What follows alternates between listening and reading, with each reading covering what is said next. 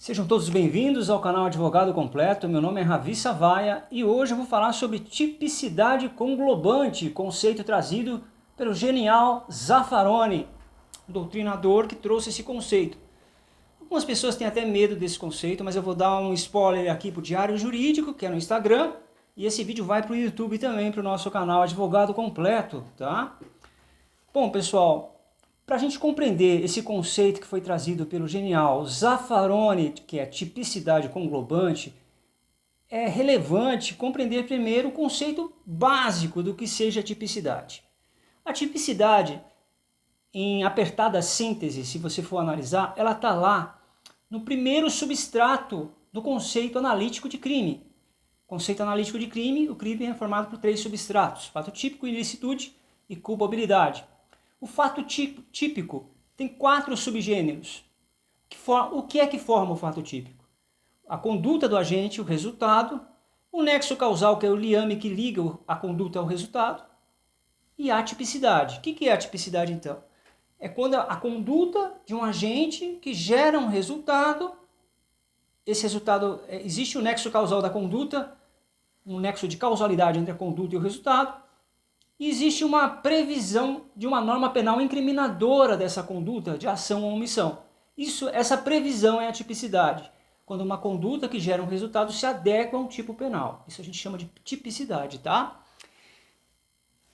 O conceito geral de tipicidade é igual à tipicidade formal mais a tipicidade material.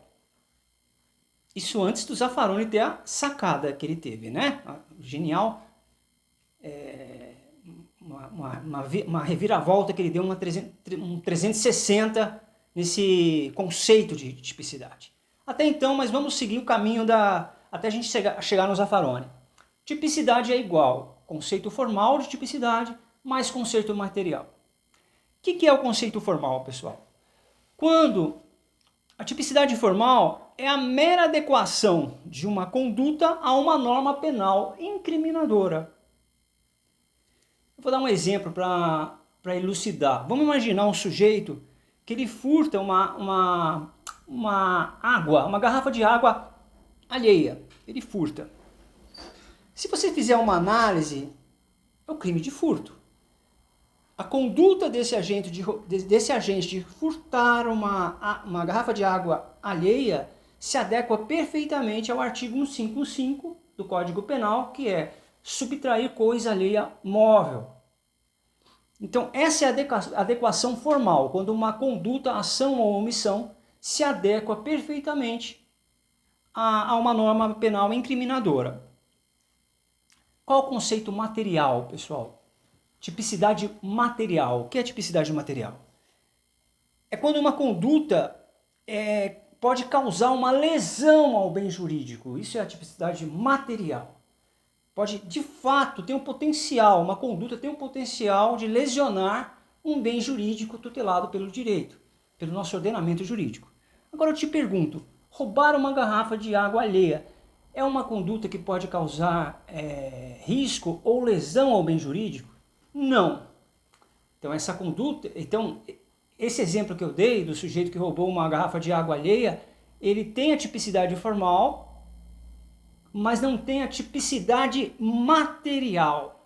Porque, de fato, o fato de ele ter furtado uma garrafa de água alheia não pode causar uma efetiva lesão ao nosso bem jurídico, ok? Ao ponto que seja necessário movimentar todo um judiciário, processá-lo, julgá-lo. Então, pessoal, materialmente essa conduta, a gente pode falar que formalmente ela é típica, mas falta tipicidade material, a efetiva lesão ao bem jurídico. Aí entra Zaffaroni. O que ele fala? Esquece tudo isso, pessoal. Tipicidade é igual a tipicidade formal mais tipicidade conglobante. E o que é tipicidade conglobante, pessoal? É a tipicidade material mais a antinormatividade. Então ele amplia esse conceito. O que Zaffa está falando? Que não basta que exista a tipicidade formal, que é a adequação à conduta a uma norma incriminadora. Não basta que ela seja material, que é o potencial dela causar uma lesão no bem jurídico. Ela tem que também ser antinormativa. Isso é a tipicidade conglobante.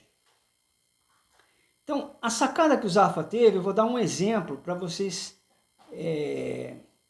compreenderem. Primeiro, em apertada síntese, o que é antinormatividade? O que é isso que Zaffa fala, né?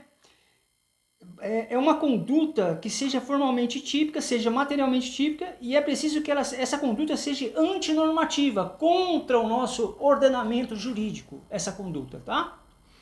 Ou seja, que esta conduta formal e material ainda seja contrária ao ordenamento jurídico como um todo. Mas olha só onde o Zaffaroni chegou. Se existir no ordenamento jurídico uma norma que obrigue esta conduta, ainda que formalmente típica ou materialmente típica, se não houver a antinormatividade, não tem a tipicidade, porque senão aconteceria uma antinomia, pessoal. Imagina uma norma que obrigue e a outra que permite. O direito ia entrar em conflito. Zaffa teve essa sacada. Vamos imaginar aqui como um exemplo, o que é essa antinormaticidade que Zaffaroni fala com tanta propriedade? Genial Zaffaroni.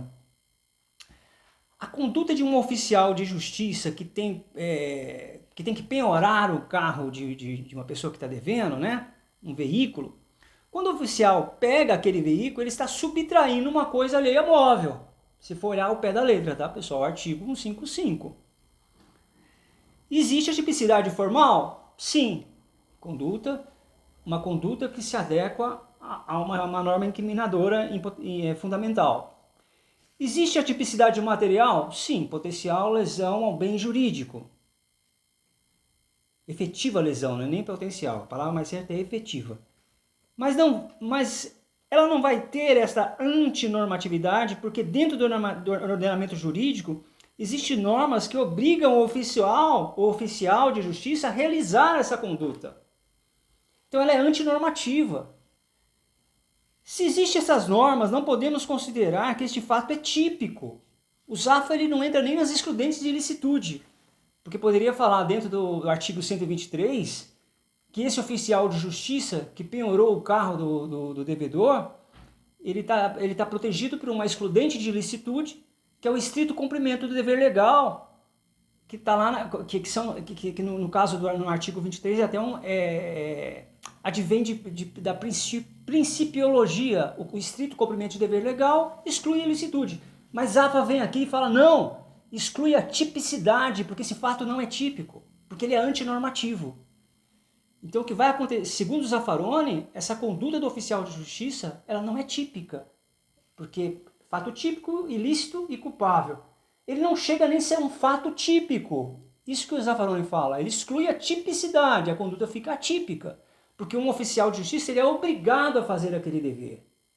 Então é um viés que ele viu que em vez de ir para a ilicitude, excluir a ilicitude, como legítima defesa, a gente tem a excludente de ilicitude. Se você agir em legítima defesa, você tem uma excludente de ilicitude. Se você agir em estado de necessidade, você tem uma excludente de ilicitude.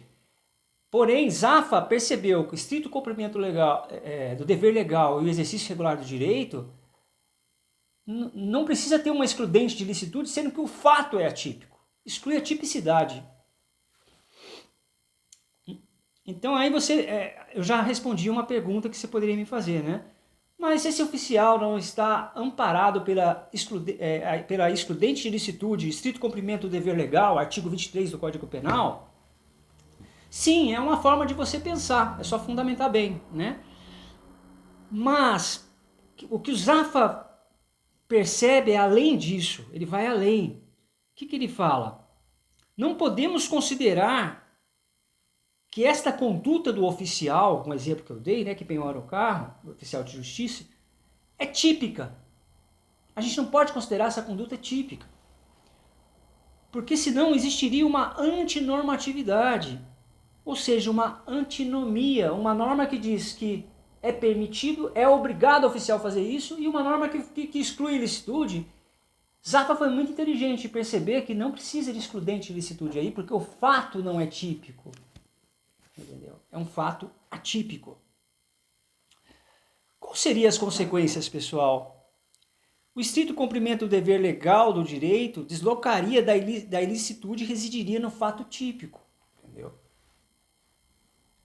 E qual que é a corrente majoritária? O STF, tá? E o STJ, eu fiz uma pesquisa nesse sentido, eles já usam o termo excludente de tipicidade, mas também usa excludente de licitude. Então, essa corrente é dividida, tá bom? É dividida. Então, existe decisões do STF que eles colocam, até uma que eu coloquei aqui, verifica que a conduta do recorrente está amparada pela excludente de tipicidade. Isso aqui é uma decisão do STF, eu não anotei o número.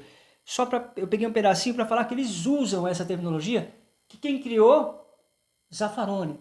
Zaffaroni foi lá e falou o seguinte: peraí, pessoal, você está falando que um oficial de justiça que vai e penhora um carro, que isso aí é uma conduta, é um fato típico, uma conduta típica? Ele fala, não é, é atípica, porque a norma obriga o oficial a ir lá. Então não precisa dessa excludente de licitude, sendo que o fato é atípico e não é um fato típico.